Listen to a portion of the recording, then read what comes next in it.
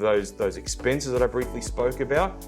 In brief, it's my recommendation, if you've got small credit cards or a small personal loan or car loan, or let's say Zip Pay or Afterpay, all those smaller type facilities, try focus on getting rid of those first. Sure.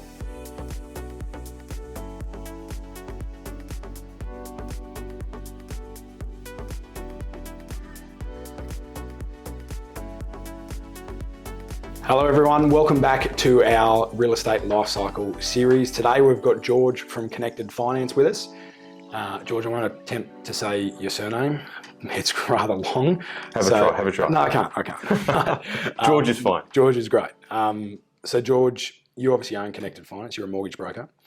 Tell us, mate, a bit of background about you. How long have you been in the finance space, mate? So yes, Connected Finance is my business. Connected Finance has been established for about 5+ years. Yep. I've got a banking background of 20+ years. So I've been doing this for a little while now, between sort of branch, commercial banking, business banking, home finance lending, and now in the broker space. Nice, mate. And obviously, as I know, you know the market's taken a fairly large rise over the last few years. But even before that, you've obviously seen some cycles. How would you sort of compare now to what you've seen over, say, your 25+ years in the space? Like, it's obviously busy, but from a finance perspective, so home loans, which that's what we're talking about today, how much has it changed over the time from then to now? Has it changed much? It's changed. It's probably changed dramatically, actually, in a number of aspects. Obviously, the property cycle, the property market, as you said, has been extremely aggressive the last few years. But from a finance point of view, there's certainly a bit of a pendulum. Where we keep on swinging between sort of this easy finance, hard finance, conservative finance. Certainly been a number of changes with interest rates over the last few years. So even though obviously the market has been fairly aggressive and growing quite strongly, we've found that over the last sort of 1.5 to 2 years, interest rates have been the cheapest they've ever been. Yeah. And in relation to obviously someone obtaining finance, I think there's still a lot of consumers that are like, hey, I've got my current home loan with ABC Bank, whoever that might be. I'll go speak to them directly first because I'm either looking to maybe get an investment property or I want to sell to buy something else. There's still that mindset, I think, with some consumers. However, being a mortgage broker pretty much gives you access to a lot of different lenders, which, some people may or may not know. But what are some, apart from obviously the differentiation in lenders and giving the consumers more option, what are some of the other benefits of using a mortgage broker versus perhaps someone using their traditional bank? Albeit that still might be a good option for them, but what are some of the benefits there? So there's a number of them, but let's talk about some key benefits. Yeah. First of all, we try and do as much as the work as possible. So rather than a customer going from bank to bank to bank trying to find a lender that suits their needs and goals, that's essentially what we're doing. And as you're probably aware, a lot of clients these days are time poor and they really want someone to do all that work for them. Secondly, there's certain policies that will suit a client's situation. So depending if they're self-employed, if they're casual, if they do a lot of overtime. So depending on their scenario, again, working with a mortgage broker, we know automatically what lenders to approach, who's going to be the right fit for that client. And lastly, it's probably around just making this process as easy and efficient as possible. Because we know that when someone's approaching someone like yourself, a real estate agent making an offer, they need to make sure, have I got a pre-approval in place? Where am I up to with regards to my finance? How fast can I get this turned around? So dealing with potentially a mortgage broker team that's got an exact process in place around certain efficiencies and getting things done to make sure they get the right outcome. I think that's really the key thing for a mortgage broker and how they're such an advantage to a client. Yeah, and I think you probably mentioned a few things there. Obviously, you've got a team behind you, so I think there's some great benefit to consumers there, knowing that there's more than one person sort of looking after them and making sure their needs are met or expectations exceeded. But you mentioned sort of timing too. How do you sort of see timing in the current market? Bear in mind we're March now, 2022.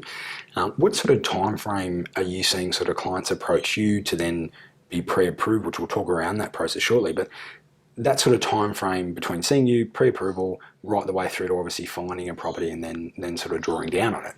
I think the last bit's probably the hardest, but mate, what sort of time frames do people should people expect at the moment? So it's extremely important, especially the planning piece when it comes to, what do I do and when do I actually do it? Because we do have a lot of clients that actually jump the gun. Hey George, my name's Ben, and I've actually put an offer on a property, and unfortunately, it really shouldn't work that way. So from a timing point of view, it's all around having that initial discussion, understanding the client's needs and goals, what they're looking to do, what their position is, asking really general questions to have a greater snapshot of their position. We then get their information, complete a detailed assessment to understand, can we help them? Obviously, a client with regards to a face-to-face meeting or a Zoom meeting these days, which is quite efficient. And then we're moving on to a pre-approval.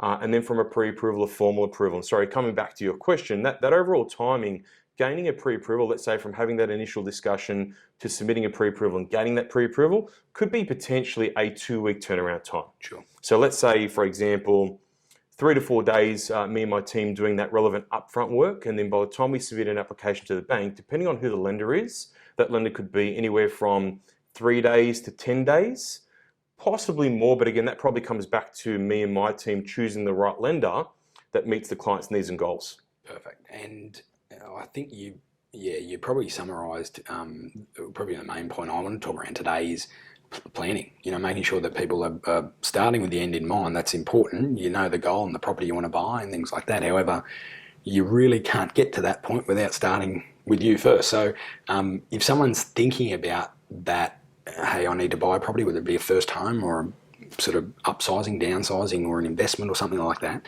or anything to do with finance really, how do they start the process? What's the first step? Yeah. So again, let's get back to planning and sort of probably break that down a little bit. So probably a few key points.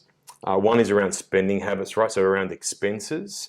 One's probably around their credit report or potentially some smaller credit facilities they have. And then lastly, it's around their savings. They're probably 3 key items. So let's sort of break those down a little bit. So with regards to spending and expenses, it's really important, in my opinion, that someone really breaks down their budget, really understanding what their budget is. If you want to buy a property, work towards buying that property and really break down a budget to understand what income do you have coming in, what expenses do you have coming out. Then we move on to sort of those expenses that I briefly spoke about.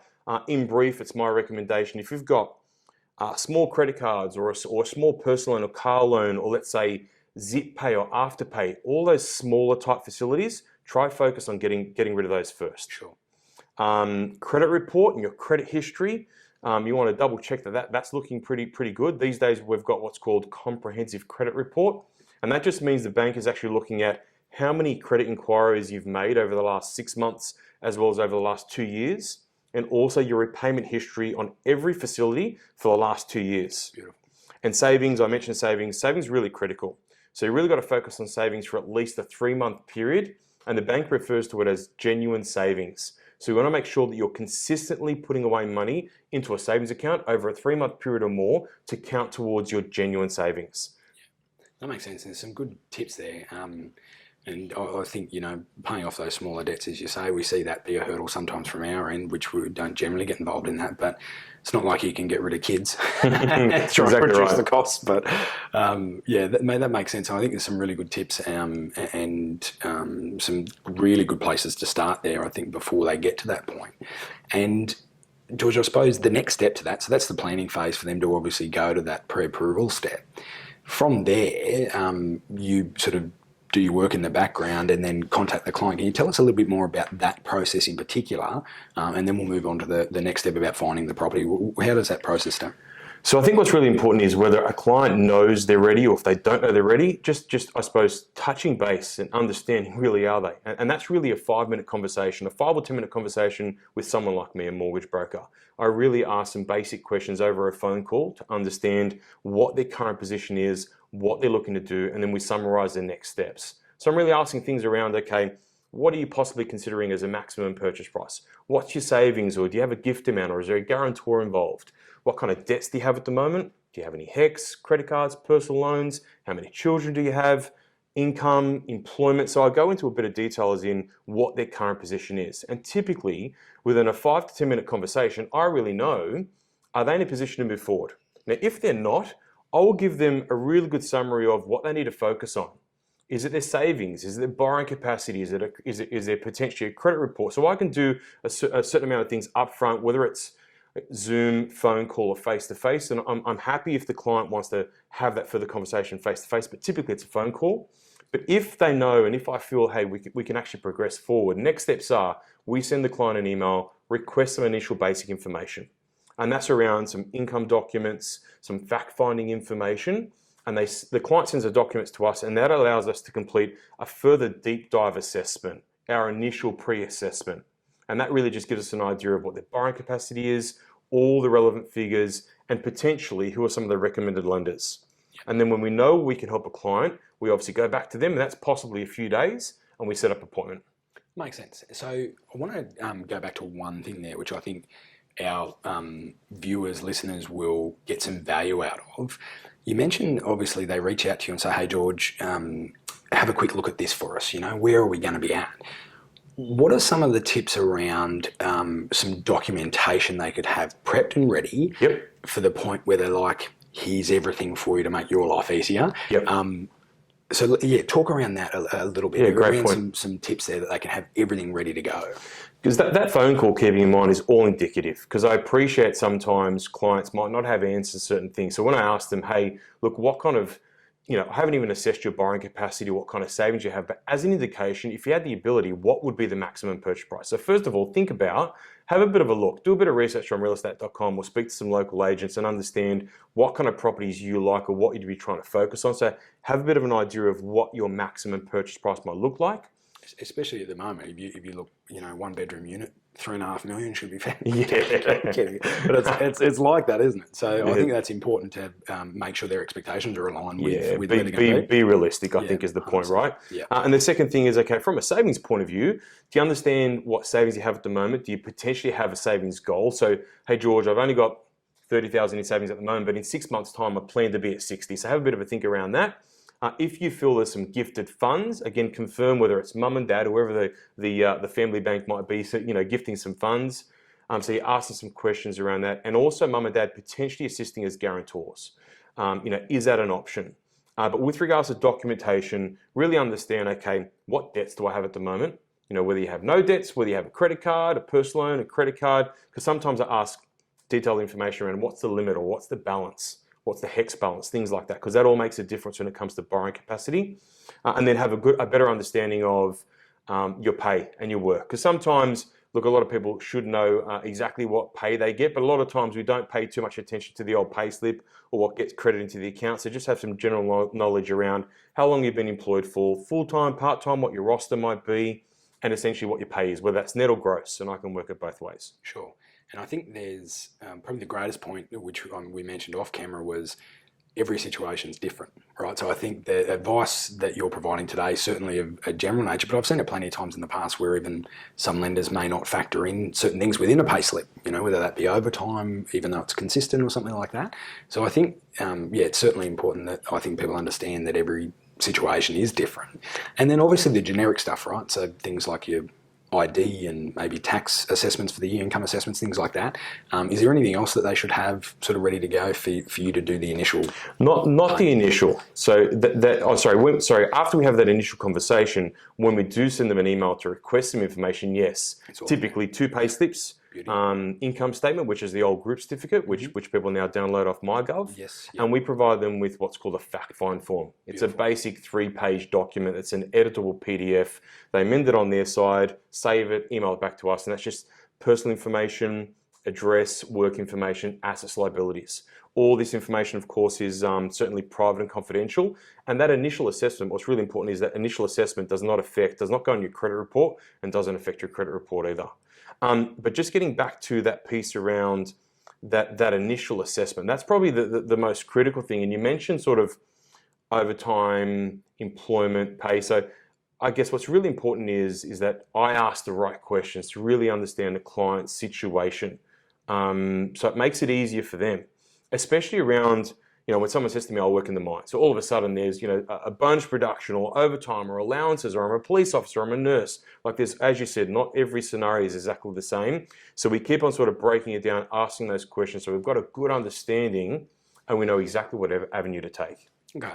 And one thing you mentioned earlier too is, which I think will be much, much more common as we go into the next decade in property, that's certainly my prediction, is the parentals going guarantor for the kids, as obviously prices rise and cost of living rises too.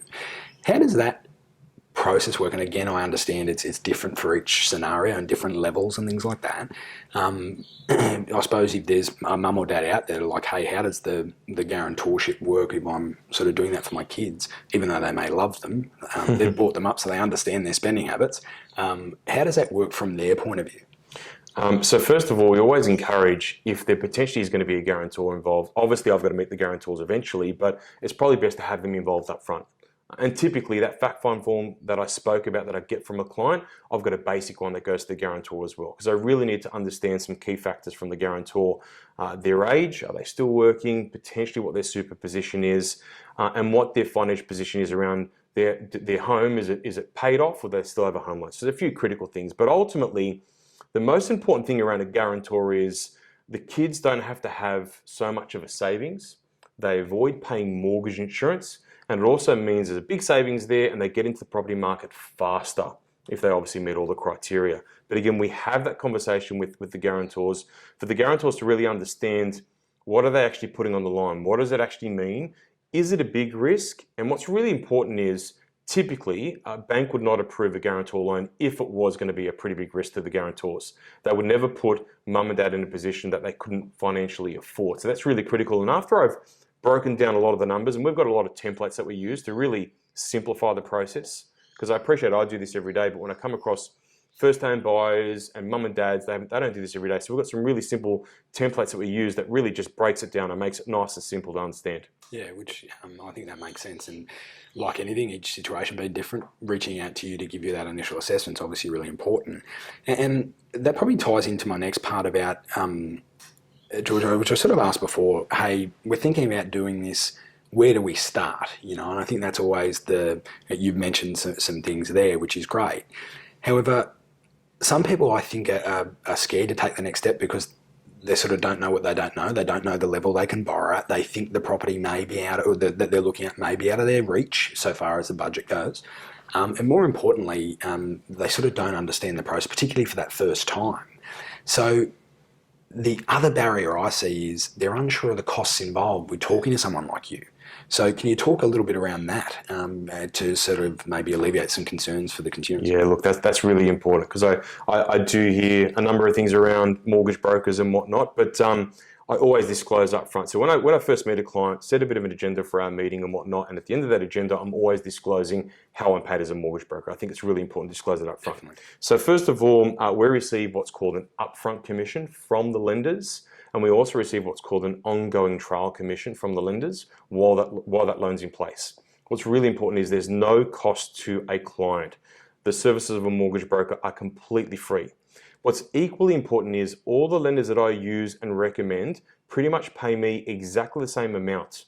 So I'm not incentivized to recommend one lender over the other. It always comes back to what's in the best interest for the client, what bank suits their needs and goals. Because I have heard some misconceptions that certain mortgage brokers charge extra amount. That's certainly not the case with me and not the case with most mortgage brokers. No cost to a customer. Completely free service. Yeah, which I think is certainly a good investment, right? If you're not paying anything, you're getting a full team. Especially when it's not biased and you've got access to multiple lenders. 100%. Yeah, I think there's certainly a lot of advantages there, not just from a financial aspect, obviously, like you've disclosed. I think more importantly from a procedural aspect, you're doing the right thing by them. I think anyone in the world we live in, particularly in business, I think anyone who has more options than one is certainly ahead of the pack. So I think talking to a mortgage broker to provide that super important. So probably the next step, George, to talk around is that the client or your customer at that point has found the property, the annoying real estate agent, pieced together the deal, right? And there's a lot of spinning plates in the process. There's obviously the mortgage broker, there's the agent, there's the owner, the buyer, the solicitor, the building inspector. Everyone's involved in the process, and it's sort of particularly first home buyers are overwhelmed with that process. But once they find the property, offer's been accepted, what's next from your point of view? What do they do? Yeah, so that's where having a pre-approval is really critical from the point of view of they know they've already got the green light from the lender before they've found a property. And typically with a pre-approval, that just means it's subject to evaluation on the property when they find it. Yeah, there might be some updated documents we need to provide the bank, such as updated saving statements or pay slips. Typically, it's just a valuation on their property. So at that point, typically a client reaches out to me. I say, hey, great news, congratulations. My team sends through an email saying, hey, look, these are the final documents or the updated documents we need. We order a valuation from our side. So we actually control the valuations within my office, which is really important. So as soon as we hear, especially from a timeline point of view, valuation gets ordered straight away, so we're not wasting any time there. We get the updated documents from the client, send them a communication back from the bank and simply advise, hey, this client's been successful, they've found this property, which is great news. We're now moving from pre-approval to formal approval. And because we've got that pre-approval in the bank system, it just means that turnaround process is a lot quicker. And that's typically the process. And I think what's really key in that process as well is communication. So we're always communicating with agents, solicitors, but obviously mostly our clients around these are the next steps. This is what's going to happen next. And we're going to keep you updated, whether it's evaluation or we've had some feedback from the bank, we need some further documents. Communication is always key. We're always reaching out to the client before they reach out to us, of course. Yeah, and I think, again, reiterating, planning at that initial stage saves you a hell of a lot of time, particularly in a competitive market where, you know, there might be a buyer in that latter sort of stage where they haven't actually done the pre-planning stage and they think that they'll be okay, and then all of a sudden there's a hurdle. I think you're sort of setting yourself apart in a market like we are, or any market, in fact, just being prepared. I think that's super Completely important. Agree. And then there's so many steps within that process that the consumer doesn't see. You and I see it from a different point of view, but there's so many steps that they don't see. And I suppose some of the key steps are obviously signing a contract, paying a deposit, whether it's got a cooling off period or not, and then paying the residual deposit if they have an upfront, and then moving towards that settlement period. And obviously there's a lot of work you do in the background there, again, which the consumers don't see. But what are some of your tips for actually, it doesn't matter whether they're first home buyers or upsize or downsize investors, anyone like that? What are some of your tips through that process to remain calm? I see a lot of people get to that stage of very overwhelming. What are some of your tips there to stay calm and just be, I suppose, on top of things? My best advice for most people is get everything electronic firstly and just make things quick and easy. But what are some, I suppose, tips from your point of view in that process? My first tip, typically, especially when they're dealing with a real estate agent, is just to be completely upfront and honest, especially whether it's around making offers or where they stand. Because obviously sometimes certain people want to play a bit of a game, and all of a sudden they miss out on a property because someone else has just been, okay, you know what, I really want this property, and they're upfront and they advise exactly where they stand. So my biggest tip is around just being upfront, communicating with yourself and with me as well, with regards to, hey, this is where I'm up to. Got a pre-approval. I'm dealing with George at Connected Finance. Pre-approval's in place. If you need to reach out to George, by all means. And they already have an understanding from me around what that next step is. You know, once you had an offer accepted, these are the next steps around either reviewing and signing the contract with yourself or with a solicitor. So sort of tips, you know, around, again, coming back to the planning, but understanding pre-approval in place. Communication is nice and clear. Understanding the exact process and what the next steps are. Yeah, I think that's certainly good, and it's like anything. I think applied knowledge is power. You know, I think them getting information from all parties, their legal representation, yourself, us, I think allows the process to run smoothly for everyone. And I think at times we forget that we do it every day, but we forget oftentimes that it actually is an overwhelming process when you think about it, and particularly if they haven't done it before or they're coming from interstate where the regulations are a little bit different, obviously. Sorry, that's a good point. And one thing I didn't mention was this stress piece, because typically what we find, if we don't really let our clients know what the process is or the next steps, typically their stress becomes ours. And I'm normally saying, hey guys, look, let's be honest. Sometimes there is a bit of pressure. Because you might be racing against another potential buyer or something along those lines. But that's okay. Look, it's part of the process. Again, communicate with me. If you're not sure about something, let me know and I'll reconfirm it. Communicate with your agent. Yeah. And that relieves that stress a little bit and provides them with a bit more confidence because they've got a greater understanding and not just sitting there in the dark wondering what next. Yeah, 100%. I think that's definitely key. And talking around... Let's there's probably a couple more areas I want to cover off on, but most importantly, some quick points on deposits, right? I see a lot of people now paying 5% deposits, so obviously initially, and that's becoming more and more common, but there's also deposit bonds. Not a lot of people know about them. Can you talk us through that to provide a little bit more info to our consumers and maybe why people would use that in certain situations? Talk around that. So a deposit bond. So first of all, you'd use the deposit bond if you physically didn't have the actual money to pay a 5 or 10% deposit. And in those scenarios might actually be where you're borrowing quite high to the purchase price, up to 95% of the purchase price, and you've got smaller than a 10% contribution or 10% deposit, so you don't physically have that 10%. Mum and dad might be going guarantor. So you're borrowing a hefty amount, and mum and dad are going guarantors, or you've got gifted funds, but you won't actually get those gifted funds until closer to settlement. So a deposit bond is literally, the easiest way to explain it is, it's a piece of paper that represents your 10% deposit. And that piece of paper is actually underwritten by an insurance company. And typically a deposit bond can only be issued once you have a pre-approval, in most cases. And that just means it's really telling the vendor, the owner, hey, we've got a buyer providing this deposit bond, and that deposit bond, that piece of paper is underwritten by an insurance company, and they've only been able to get that deposit bond because they've got a pre-approval. So that means the bank has given them all the confidence in the world. And as a worst case scenario, if for whatever reason the buyer defaulted and didn't settle, the vendor, the owner, has the ability to call upon that deposit bond, which is why it's underwritten by an insurance company, and that insurance company pays out that deposit bond. But essentially, it's just another form of paying that 10% deposit. Most brokers, I'm certainly a deposit bond agent through a company called Deposit Power. And issuing a deposit bond is really easy. It literally takes us about 20 minutes to plug it into the system. Deposit bond is normally issued within 24 hours. So it's a pretty easy process, especially if someone doesn't have access to that money straight away. Yeah, and that's been the process for a long time. That turnaround certainly has certainly been that quick. And I think we're seeing now the conveyancing process, so the transacting property process, obviously go more digital, electronic, and I think there's some more changes coming in that space. But I think that speed, I think we'll see some big changes again over the next decade of how property is transacted. Is actually it's exciting to think about in a way, and I suppose that sort of takes me into the investor side of the market, which we've seen since the talk of the Royal Commission, obviously some years ago now, sort of that dying down a little bit. The investors coming back in the market, particularly over the last 2 years. What are some your tips from an investment point of view for an investor?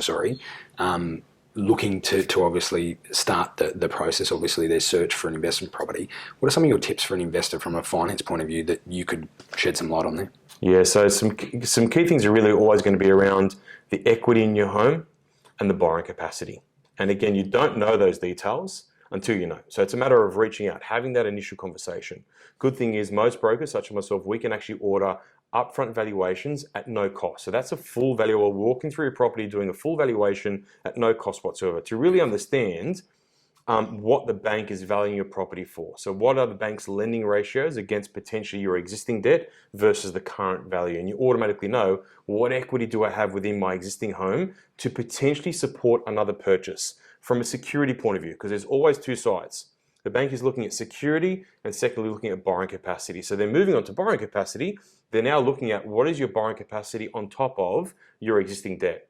So they're considering your existing income, so employment. They're considering your expenses, dependent, other commitments outside of your home loan, and also taking into account the new rental income you'll have from the property that you're purchasing. And typically the bank is working off the lower of the two. Mm-hmm. And what I mean by that is someone, for example, might have the borrowing capacity to buy $1 million property, but they don't actually have the security position to support $1 million purchase, or the other way around. They've got the security position, but they don't have the borrowing capacity. But again, without having that initial conversation, understanding, you've got the green light, you're actually ready to roll. Let's move forward with the pre-approval. Or, okay, my borrowing capacity is not there. What income do I need to potentially focus on, or what debt do I potentially need to focus on reducing? Or from an equity point of view, I know that I'm potentially, $50,000 off from a security point of view. Yeah. What does that mean? Does it mean that I potentially have to wait a further 6 months to a year to pay down some debt, or can I do some home improvements? Or there's a few different scenarios. So George, obviously there's two main types of lending that we deal with. There's obviously residential home style lending, and then there's a commercial lending, whether it be someone buying their office building or an investment there. What are the differences between borrowing residentially and commercially, what do you see in that space? Key differences around contribution. Sure. So typically with a home purchase, you can borrow up to 95% with mortgage insurance. With commercial property, mortgage insurance is not existent. So completely two different credit policies. So typically with most lenders, you have to have potentially 25% contribution, as high as 35%. So therefore the lending ratios, the banks can lend up to 75%, potentially up to 65%, depending on who the lender is. So that's probably one of the key differences around contribution. Secondly, I mentioned credit policies, so completely different credit policies. And thirdly, you're dealing with completely different teams. So when you're buying a home, you're dealing with the bank's residential teams, whereas with commercial property, there's specific business bankers out there where you have that relationship management. That's an ongoing management piece, and they sort of walk you through. But typically, it's a very different space. Sure. And same thing, getting plan prepared in that space. That's your role, so someone can reach out to you there. So probably wrapping up, George. What's I suppose they've found the property, draws down, settles. They've moved in. What's next from your point of view? Do you still have relevance to the client? How can you help them down the track? Do you assist with how the structure of the home loan works, or explaining all that sort of stuff? And I certainly know you can add a lot of value, but what sort of value do you provide after that point too? Yeah, so a few key things. I always say to a client up front, hey, let's fast forward 1 year, 5 years, 10 years. Doesn't matter what lender we use, I'm still their main contact. So Connected Finance and my team are still their main contact. Beautiful. Questions, concerns, want to refinance, want to buy another property, they reach out to me. I mean, I probably don't like saying this out loud, but I'm not retiring for another bloody 15, 20 years. But it just means, I guess, more importantly, dealing with the same person, same team for quite some time to come. Whereas sometimes dealing with someone at a bank that could be a new face, every 1 or 2 years. And getting back to that refinance piece, we always do an annual review, especially if we can go to the bank and say, hey, we touch base with the client and go, hey, it's been a year, how's everything going, in case we haven't heard from the client. And we go back to the bank and we do what's called a pricing review, just to see if there's been any pricing changes in the background from an interest rate point of view that I'm not aware of. And it's a pretty basic process where we can potentially have the client's interest rate reduced. And every 2-3 years, we always encourage a full review. Because typically, when you're a new customer to the bank, you're typically getting the best deal. When you're an existing customer, unfortunately, sometimes there's no loyalty and you're no longer getting the best deal. So it's always really important that you review your home loan every few years to ensure you're getting the best deal. And a lot of lenders have always got great deals out there, especially with regards to what's called a refinance rebate. So that's essentially when it's an incentive where the bank's sort of paying you to win your business and make it easier to refinance. Yeah.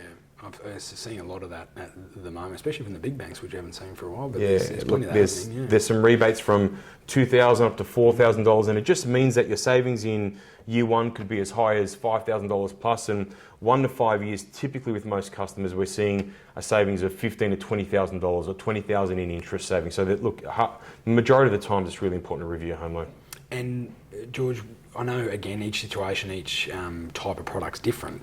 What are you seeing in the space of being able to pay, not that many people could afford it probably in this climate, but paying extra off a mortgage, and obviously the savings overall. I love seeing those graphs, right? Where you pay a little bit extra, you're paying it off a hell of a lot quicker. What are you seeing in that space? A lot of people doing that in this day and age? Yeah, look, if I'm being honest, a lot of people don't do that, but we always encourage that. So when we're after the approval and we're signing loan documents with the client, typically within those loan documents, you've got a direct debit form, and that's when they set up the repayments for the home loan. And I always encourage them, hey, look, based on your budget that you've done, what do you think you can actually afford to make in repayments? So even, let's say as an example, the minimum repayment's $2,000. I'm always encouraging, okay, can you actually make more than $2,000? And if you can, let's actually set in place from day one that additional repayment. So you don't have to do it manually. Because typically, if I've got a few clients that might say to me, George, I'll set that up afterwards, and I might see them 2 years, 5 years, 10 years down the line, and unfortunately it's gone nowhere. So I always encourage, if you can set additional repayments from day one, and you don't really notice it, it just becomes second nature. That's your repayment. You think it's your minimum, but you're actually paying additional repayments from the outset from day one. And time goes by really quickly. Before you know it, 5 years have gone by, and you're ahead in your repayments a fair amount, which is a great position to be in. Yeah, definitely is. And I suppose that's sort of a good, really good overview from your point of view, George. And obviously, again, every situation is different. But I think some key points there are obviously planning. I think planning is key in anything you do with a sizable purchase like this. But mate, is there anything else that you would want to highlight about the process or getting prepared or anything like that to the consumers? The main thing is around step number one. Step number one is really just about having that initial conversation, understanding exactly what your position is, what you can and can't do. If you can't do something, what are the main things you need to work towards? If you can do something, okay, let's understand what the next steps are. Yeah. And don't be afraid. Everyone's got to have that initial conversation. No question is a silly question. Sure. And I always encourage those first calls. Beautiful. George, appreciate your time. There's George Thanks, from Connected Finance. If you have any finance-related questions to do with property, reach out to George and his team. They'd only be happy to help. Thanks again. Thanks.